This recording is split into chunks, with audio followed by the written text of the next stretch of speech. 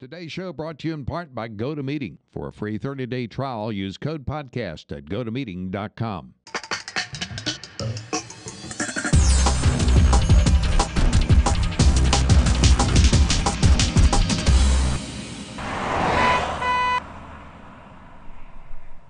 All right, now it is the time where we talk about our trending RV, our topics on the social media side of things. You can find us on Facebook, Twitter, Google+, and Pinterest. If there's something else we're missing, please let us know. We will get on there.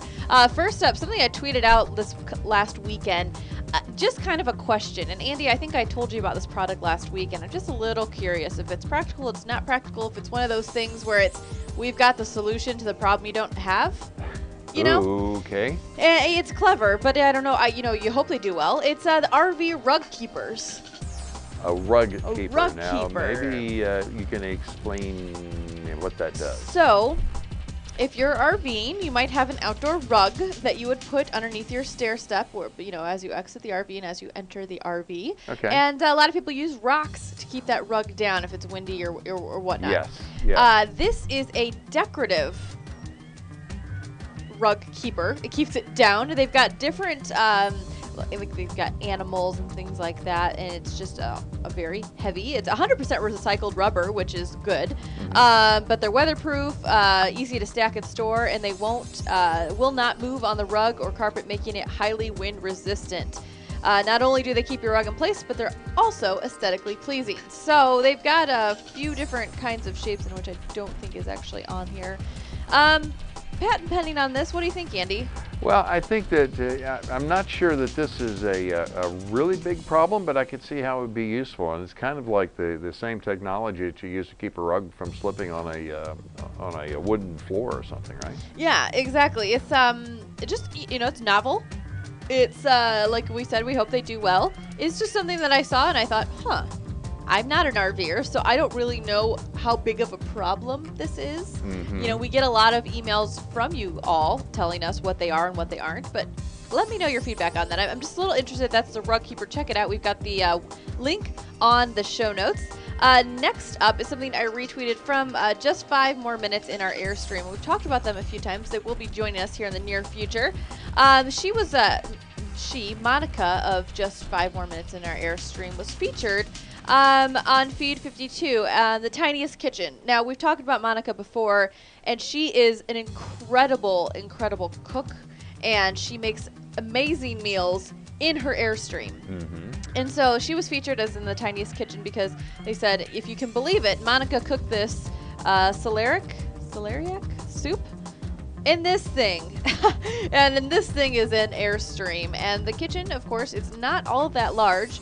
But if you go to Just 5 More Minutes in our Airstream, she's got recipes that are almost always built in this Airstream. So it's kind of one of those encouraging you to cook really, really well. Even though your kitchen's small doesn't mean your meals have to be lacking because of that.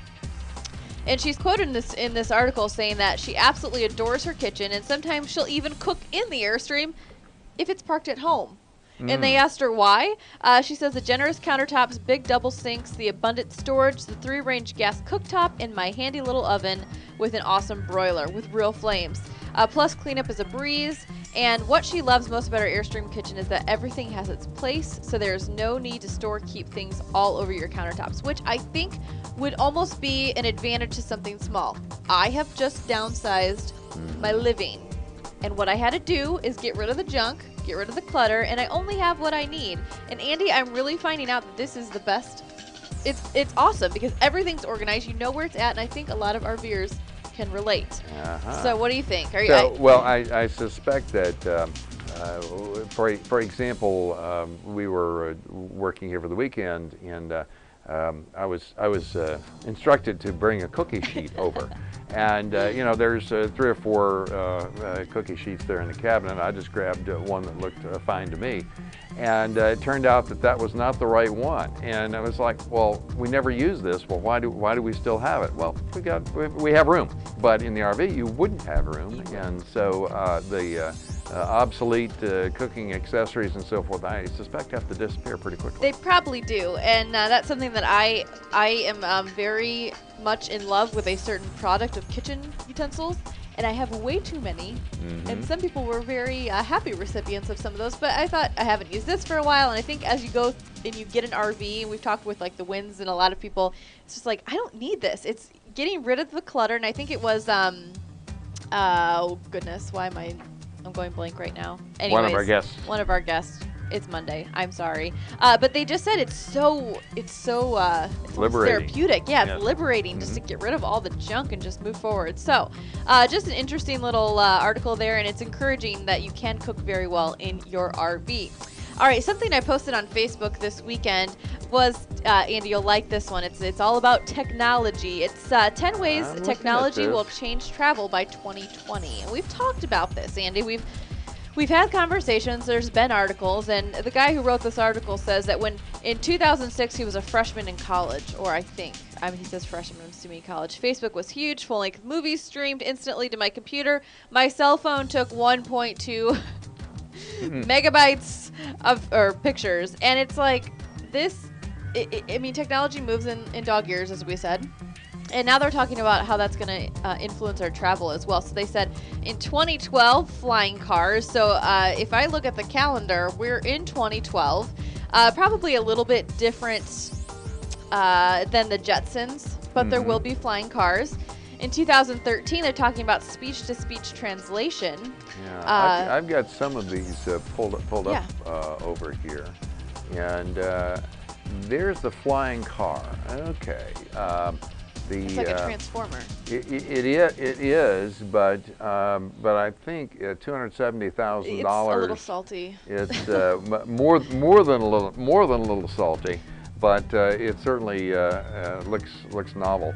You know, one of the things that we have to look about here or think about is that flying cars in one form or another have belong in illustrious past. I think perhaps back to the 1930s, but certainly after World War II, that there have been a number of vehicles that kind of attacked, trying to attack this marketplace. But that's kind of rough.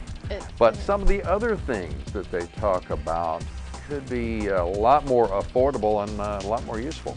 It is. And, actually, Andy, going back to that flying car, I remember it's been a couple months, but there was a TED Talk on flying cars, and it was these MIT, grad students doing this project, and it was really incredible. But the scariest thing about it is, who's going to try it first? Who's going to be the one to take this car and see if it flies? And so, flying cars, will you have a flying RV or a car of some sort that can pull your RV? It's just interesting how this will affect all this technology. It's already affecting, in a positive way, the RV industry. You're seeing a lot of interesting and really neat things going into the engineering. Solar flight, what's some other stuff here? You've got the flying car website up. There's the flying car, and this comes under the heading of light sport aircraft, which has some other things associated with it. But here it is. There is the picture of the aircraft in flight. So, it's like anything else. There have to be some early adopters that are able to get these things rolling on, and then if there is a market for that, perhaps move into more of a mass production. Absolutely. And Andy, did you see down the list here, you've got self-charging holographic mobile phones, but 2016, which we're already seeing, which I would be very, very not surprised if this was like 2014 instead of 16, augmented reality everything, which we've talked a lot about in our travel apps, some augmented reality apps, and just really neat. The holographic mobile phone, that's not far-reaching at all. In fact, you could almost argue with some of the Pico projectors that we've seen at CES. If you had a medium, a mist of something that the light could reflect off of, that the Princess Leia holographic system could very, very easily be here within the next year or two. And of course, augmented reality, we've actually talked about apps that offer you a taste of that right now, many of them free. Absolutely. So it's going to be interesting. They talked about biometric and electronically enhanced passports. 2019 self-driving cars. Does that include RVs? Because I would be frightened. A car, still frightening, but an RV, large and in charge, coming down the road, driving itself. I don't know. What do you think? I think the technology is going to be way out in front of the lawyers on this. Absolutely. And, so that may be interesting to see how that sorts itself out. However, the state of Nevada just recently actually created a driver's license category for robots in order to encourage the testing of these vehicles. And I think one of the other things would be to see what the actual loss profile that's generated by these from an insurance company standpoint. If there are really substantial advantages, the money might prevail. very interesting article. I knew you'd like it. Yeah. So check that out. It's on our Facebook, and we, of course, have the direct link to that on our show notes. Next up, Best of Google Plus, something that I put out there today. I'm actually going to play the video, Andy, but I know you and I hope, and our fingers are crossed, that in the next, maybe even this coming year, or in the next couple years, that we both will have Burning Man experiences. Exactly. I think it's on both of our bucket lists. And the Wins, who have joined us here on Live before, they did a really awesome video that talks about a virgin's guide to Burning Man. So here it is. So you've decided to come to Burning Man, huh? Here's a few tips to make your virgin burn a successful one.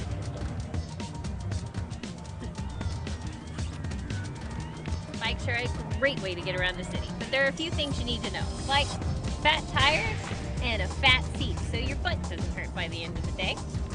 Decorate your bicycle. It's not only a great way to see your bicycle, but it's fun for everybody else. Noisemakers are great so that you can be heard, and lights are really important so you can be seen at night because it's really dark. And last but not least, don't forget to write your name, your camp, and your phone number on your bicycle somewhere. So that way, in case you lose your bike, you can find it again. Shoes. Choose closed-toed shoes because the fly is extremely dusty and you don't want a bad case of fly a foot. Gifting. You're probably wondering what gifting really is, right? Well, it can be lots of things. Something as simple as a fun sticker, homemade buttons, a pair of earrings, or something as awesome as the gift of a drink. But the gift is the drink, not the cup, so bring your own. Eyewear. You want to have a ton of options. From the light days, to the medium days, to the hardcore days. The best goggles can be found online. But if you're a last-minute shopper like us, check your local store and the ATV section. Costumes. Not only are they a social tool around here, but you'll stand out if you're not wearing one. It can be something as simple as a fun pair of glasses, a funky hat, or the full shebang. Just get clever and have fun. Volunteer. Get involved. It's a great way to meet other burners, whether it's with the city or a theme camp. Become a part of the Burning Man experience. Water. Black Rock City is in the middle of the desert, so bring a lot more than you think you'll ever use, because why not? Light yourself up. Can't stress how important it is to be lit on the playa. There's a lot going on. And if you don't light yourself, we can't see you. Remember, ice and coffee are the only things sold in Black Rock City. So anything else you want or need, you're gonna have to bring. So read over the website, subscribe to the newsletter, and be prepared before you get out here. Enjoy your burn. That's got to be just an incredible experience, and what an environment from an RVing standpoint to be able and have some of the comforts of home as opposed to spending time in the desert, say in a tent. Absolutely. They said, the only things that you can get there are coffee and ice. So you need to bring a lot with you, and if you're just doing tent camping or something like that, it could be a little difficult to keep things cold. But the Winds also have another part to this series. It's what to kind of prepare your RV for, not just yourself, but your RV for Burning Man. So if you're looking to do that, be sure to check that out. That's from the Winds. All right, Andy, Pinterest. Let's do this because this is again, over the weekend, you're a silent ninja. You come up, you post something, and it's like the most popular thing that's ever hit Pinterest. All right, so Andy posted a picture this weekend to Geocache Radar. This is the Sundial Bridge at Turtle Bay Exploration Park in Redding, California. Does this have something to do with our Geocache Radar? It does, in fact, but what an interesting place, because this bridge has only been around since 2004, but the roadbed is made out of glass. Wow. So instead of asphalt and so forth, and the bridge is set so that it totally does not impact the river, because there's salmon runs and so forth that occur there, and it's just cool, and it looks like a sundial. Wow. Very, very cool. So by glass, it's not it's not see-through. It's not see-through. It's translucent, but then they have it lit at night. Oh, very cool. And there are, if you follow the links associated with that, there are a number of really cool photographs. Very, very cool. All right, next I always like to show one. This has actually started to trend this morning.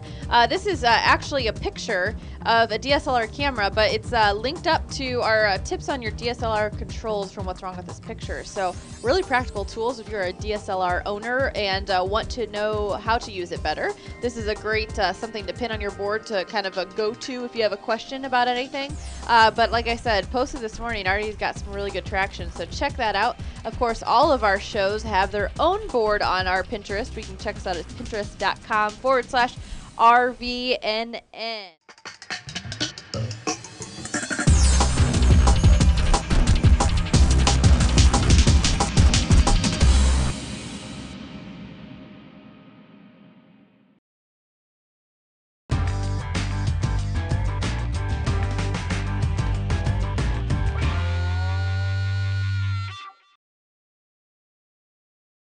Hey Gabe, wanna go for a walk? Gabe?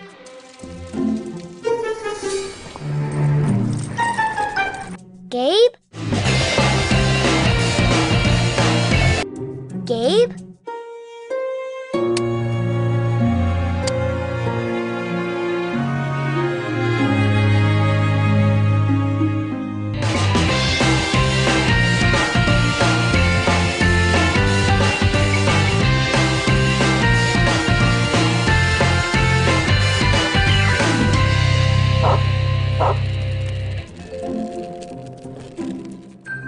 Hey, buddy, you lost?